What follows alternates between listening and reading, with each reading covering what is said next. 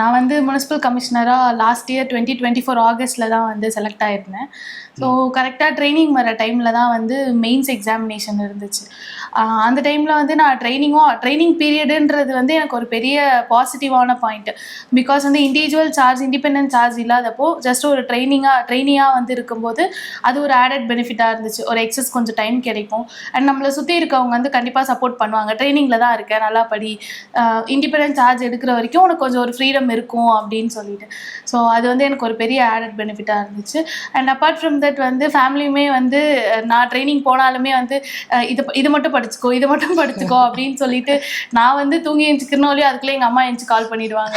இன்னும் 10 நாள் இருக்குது, இன்னும் 9 நாள் இருக்குது, இன்னும் 8 நாள் இருக்குன்னு.